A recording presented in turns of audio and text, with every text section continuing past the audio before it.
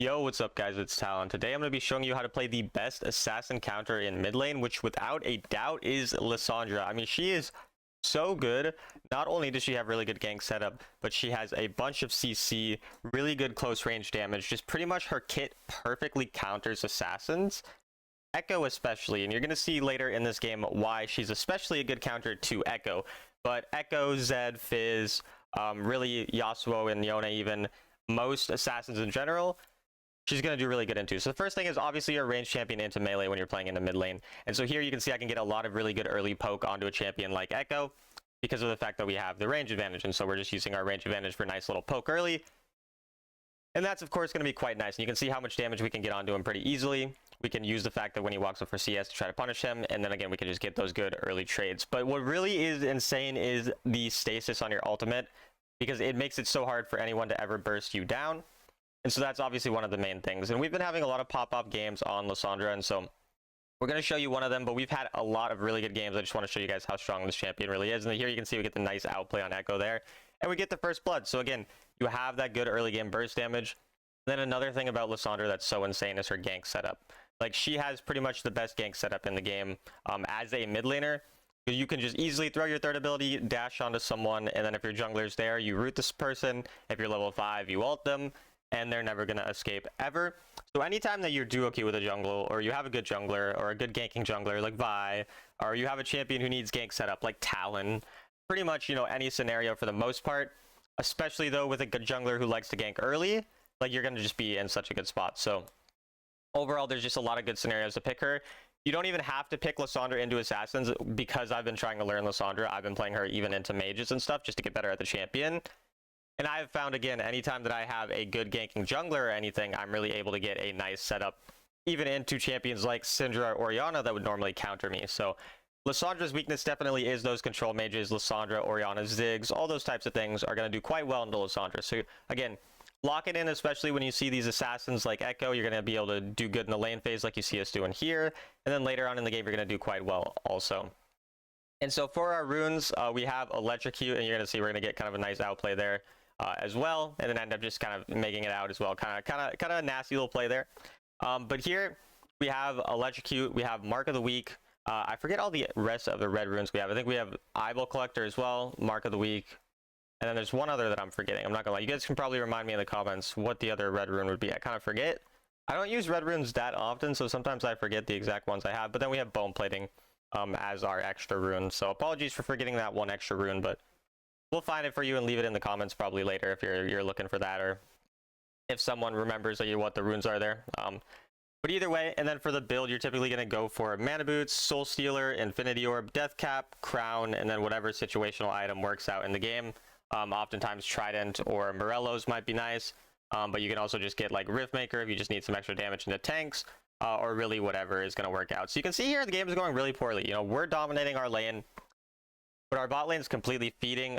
We're into a Sovereign peak Xayah with a Lulu. So it's really hard to play into a Xayah specifically and a Lulu because they have really good peel for Lissandra. So it's really hard to actually get a lot of good damage onto them because of the Xayah ultimate and everything. So you're going to see we're going to have a really nice time into the Echo. But the Xayah, who's now on a killing spree, is not going to be such an easy time. And so you're going to see how we deal with that later. And so we'll speak kind of to you guys as well how to deal with those harder matchups or those harder champions to kill and everything like that. But the other nice thing about Lissandra that's especially true into most ADCs not named Xayah is that you really can shut down a fed AD carry really well. And so here again you see we get a nice play with our Yone there to set up the double kill for him, and then I think he's able to get the triple onto the Echo afterwards. So we set up a nice play there for him to pop off, and then we now have a bit of a strength as well. So now it's not just us, it's also the Yone doing really well. And so that's kind of the nice part, is that now we have a couple, you know, people being stronger, because you're really a setup kind of supportive, engaged champion in a lot of ways. You're not really a solo carry champion. You have a lot of burst damage and you do really well with gold as Lissandra, but you also need that gank setup for other people. But as I was saying, you're really good into fed AD carries and fed, you know, mages and other things like that as well, because you can just one-shot them through your third ability, then making really good engages. So if you really like playing a champion who is kind of supportive, kind of a roaming champion, really good at setting up the team, and you really like finding those really cool angles to make plays, I recommend Lissandra. I mean, that's exactly how I like to play mid lane. Like, that's my favorite style, and so I've absolutely been loving Lissandra. I've been popping off on her a lot too. we've had plenty of really, really nice carries on Lissandra, and it's just been really good overall. Like, again, this champion is super strong. And we're already hitting Soul Stealer as well. This is a pretty early time to hit Soul Stealer, right at 5 minutes. So we're definitely in a very good spot in terms of the damage and everything like that. And that's going to help with the cooldowns. And so here again, we're looking for kind of some type of setup, seeing if we can set anything up because the enemy are pretty low. So again, kind of finding the angle, seeing if we can find the Xayah, just making her stop her recall.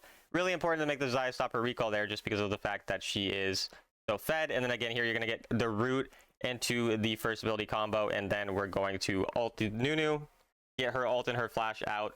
Unfortunately, she barely doesn't die, but that's another thing too. You can really combo your CC really well. If you want to use your ult on someone first and then root them afterwards, you can keep them locked in place for a really long time. If you want to root them, auto attack first ability ultimate, you can do that as well. Basically just can keep people in place for a long time. And so you're going to see later, Echo's just not going to be able to ult because we're going to CC him for so long. He's going to get one shot. And that's going to be, you know, one of the main reasons you're such a good counter. That alongside the stasis that you have obviously is really good for avoiding burst damage, like we said, you know, especially into like Zed and Fizz. Having a built-in stasis just allows you to buy so much time and heal you up and everything like that. So definitely a very nutty champion overall. Another thing I've really, really liked doing is throwing my third ability on top of someone when nobody is around on my team because they think they're getting ganks. Like, you can completely scare someone off because they're like, oh my god, the jungle's about to be here, I'm about to get one shot, and then you just don't do anything, and you just scare them off. And I think it's really funny, and it's actually quite effective for alleviating some pressure, so that's definitely something I recommend you looking for as well.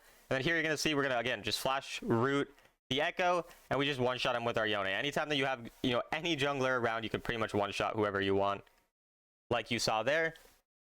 And that is another one of my favorite combos to do, is when you're really in like a big team fight, you really need to make an like huge play. You go for it, and in here again, you see how we're kind of just able to get out of this scenario by just killing the Mundo. And then again, the mobility my champion has set up really nice plays. But the thing I really like doing is you, in a team fight, you'll third ability onto someone, but then if they're a little far away still, you can flash onto them, root them, and then you can stasis yourself in between like 4 people on the enemy team, and you just have a crazy amount of time bot. You get a bunch of damage. If you kill one person, then your little clones, they go and they just completely destroy for you. So it's really, really nice in that way. So again, you see the aggressive plays we make to roam and try to take turrets on the side lanes. That's really what you got to do on this champion as well. If you do get that early advantage, make sure you're pushing out your lane frequently, and then you're starting to roam a lot. Look for a lot of angles to roam because your champion's roaming is so OP with the third ability, and then all of the CC you have. You got to find plays on other parts of the map, and you got to spread your lead to the other parts of the map, which is exactly, you know, obviously our Yone played very, very well in general as well. Our Jax played very well in general. But they're able to get a much bigger lead because we're setting them up for these additional plays to get their turrets, to set up those ganks and everything, and that's really what this champion can do. And so again, here we're going to set it up once again. We get the instant ultimate so that he cannot Xayah ultimate, and then we blow him up, get the shutdown onto him. And that's just what you're so good at. You're so good at shutting down carries, even when, you know, there is a Xayah. If you just get that stun onto them, they're not going to be able to ult for a very long time. And you're going to one-shot them anytime that your team is in a position to follow up. So Lissandra, again, good counter pick into assassins. Not an ideal solo queue champion for every scenario because it's a little hard to hard carry the same way you could carry on a champion like Syndra. However, amazing duo queue champion. If you're ever duo queue with a jungler and you want just good gank setup, Lissandra is god tier. Again, if you ever want to counter an assassin, Lissandra is god tier. And even if you do want to carry a game, you still can carry a game if you're more of like a playmaker type of player. And here again, you see how we just lock him up for so long he can't really ult. He had a brief moment where he could have ulted, but he did mess that up. The Echo's definitely not playing well. But either way, absurd burst damage, and we end up one-shotting him. So overall, we're already on 2.5 items now here. Looking very good, but there is still a fed Xayah, so you always kind of got to worry about a fed Xayah Lulu, especially when it's a sovereign player. He's a very good Xayah player, so definitely still slightly worried about that, but that is kind of the thing you got to keep in mind as well. When you do get ahead on this type of champion, the main thing you're looking for is whether or not you can one-shot the enemy carry. Like, you can be pretty patient. When you are ahead, you just look for the carry. Whenever you can one-shot that carry, you know, that's all you really got to do. Similar to even when you are behind. If you can just find whoever the most valuable member of the enemy team is and one-shot them, all of a sudden it's a pretty easy fight. So our team in mid lane, they do get caught again. Obviously the bot lane, I don't know why my voice keeps cracking, guys. Maybe I'm going through puberty again, who knows? But either way, bot lane die again. The bot lane that we have been feeding very hard. this is one of those types of games where it's like we have, you know, the higher elo in the top side slash mid, and the enemy have the higher elo in the bot lane, because typically when you are in a sovereign lobby, usually there's a sovereign or two on each team, maybe some challengers, whatever. And then there's a lot of like masters and grandmasters, and so usually the performance kind of differs based on that as well. But here again, you see how we just set up. He cannot move. Literally ult him, second ability, first ability, and he dies. Very absurd. Very funny there, but now we kill him. Again, he just can't move, he can't ultimate, he can't do anything. It's just so annoying to play as Echo, which is why I wanted to share this with you guys. Again, we've been playing a lot of Lissandra lately, very good champion. Definitely going to keep grinding her as well. I definitely plan to have her a part of my champion pool anytime the enemy do pick assassins. And then here again, I want to show you, again, look at the setup here. You can just third ability, you can flash, root, and then an easy kill there. Again, a little far, you know, we end up getting shut down there, but we still get that good setup. And so even though we do die, and it's not ideal, we still end up getting our team 2 kills for it. We end up grabbing the Trident third just because the anti-shield is very important into the Nunu, the Echo, the Lulu. And so even though I'm normally going to be going for the death cap, I end up going Trident in this specific scenario just because, again, they have so much shielding that it makes a lot of sense, just because I am a burst-oriented champion, and so them having the less shielding is important because shielding is very good against, you know, is a very good anti-burst. And so we would kind of want that anti-shield. Typically, I wouldn't go for anti-shield until 4th item, but I just happened to have all of my anti-shield on that recall, but I didn't have death cap. And so I was like, oh, this could give me a bit of a quicker power spike, so I'm going to go for that instead. That was kind of the thought process there.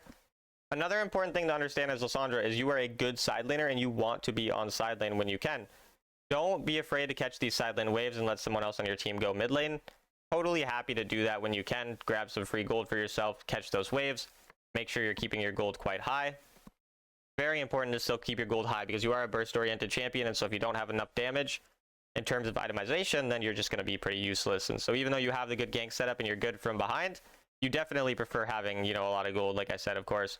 And so here, we're going to already CC the Mundo a little bit, and then we're going to go on to him and finish him off because of the fact that we got his passive out earlier with our second ability.